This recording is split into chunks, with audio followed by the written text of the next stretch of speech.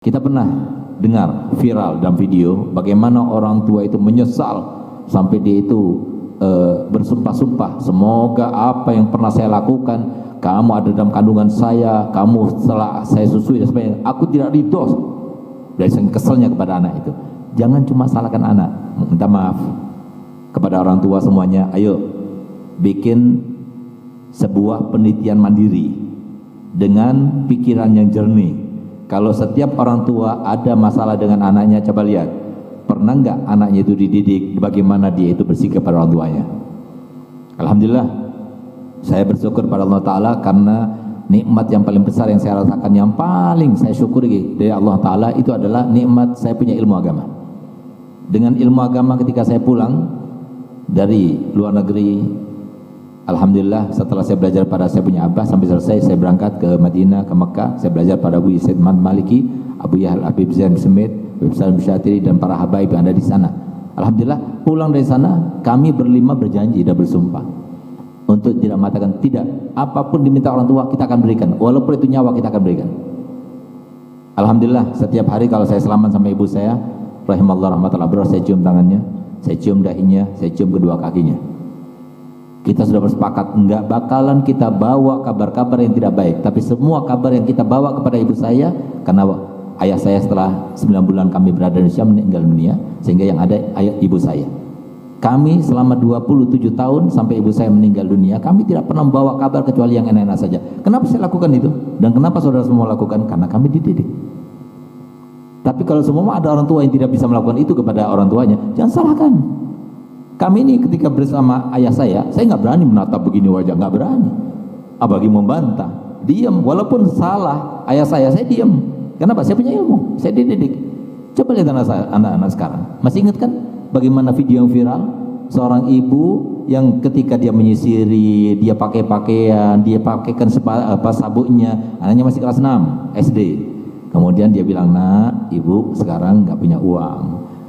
Jadi jajannya besok ya, nanti ibu lipat gandakan, jadi besok dapat 2 kali, sekarang enggak dulu. Marah-marah anaknya.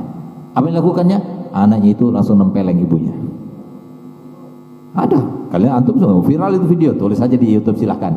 Dan anehnya, herannya, ketika itu terjadi, ayahnya itu lagi duduk-duduk sambil ngerokokan, sambil dia itu mengangkat kakinya di atas kursi, ngelihat itu semuanya, tapi tidak ada yang dilakukan oleh ayah itu. La haula wala quwata illa billah. Ini terjadi sekarang ini. Jadi jangan salahkan, ini baru kelas 6 SD seperti ini, bagaimana nanti setelah tua? Apalagi mohon maaf, ada sebuah penelitian terbaru yang mengatakan bahwasanya 85% orang tua nggak mau tinggal sama anak laki-lakinya. Tapi 15% masih mau tinggal sama anaknya kalau perempuan. Aneh kan? Tapi ternyata ketika kita tahu rahasianya, kenapa demikian, itu sangat memilukan. Apa itu? 85% nggak mau tinggal bersama anak laki-lakinya karena dia berada di dalam rumah anak laki-lakinya dalam keadaan tidak enak, tidak leluasa. Yang namanya tekanan jiwa itu ada.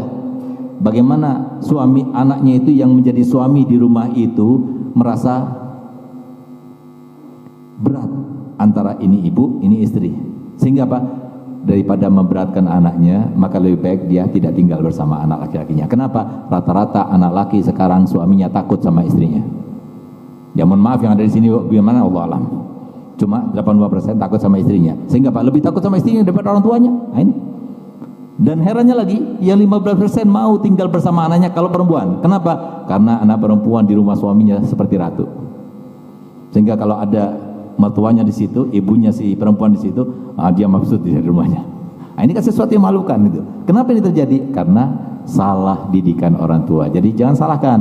Ayo belajar sama-sama. Yang terjadi pada kita itu jangan cuma menjadi pengalaman untuk kita, tapi ajarkan lagi kepada orang lain. Sebagaimana itu disampaikan Nabi kita Muhammad SAW, di mana Nabi SAW tidak pernah meminta uang sedikit pun dari kita, tidak pernah meminta jabatan apapun dari kita, tapi yang diminta oleh Nabi SAW, balighu anni walau ayat, sampaikan dariku walaupun hanya 1 ayat, bahwasanya semua yang dikatakan oleh Allah dalam Al-Quran, bahwasanya semua disampaikan Nabi SAW dalam hadisnya itu benar. Di antara kebenaran itu pengalaman saya sendiri.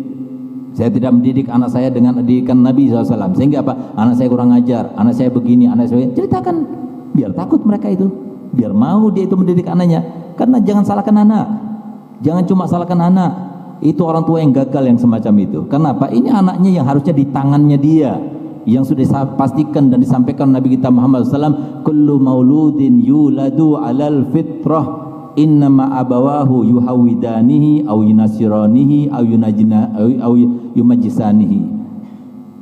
Ketahuilah bahwasanya setiap anak yang dilahirkan itu bagaikan kertas yang putih, orang tuanya yang mewarnai, orang tuanya menjadikan dia Yahudi, orang tuanya menjadikan dia Nasrani, orang tuanya yang menjadikan dia Majusi, semua orang tuanya.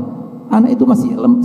Jadi apapun yang tampak dari orang tua itu akan melekat dalam diri anak-anaknya.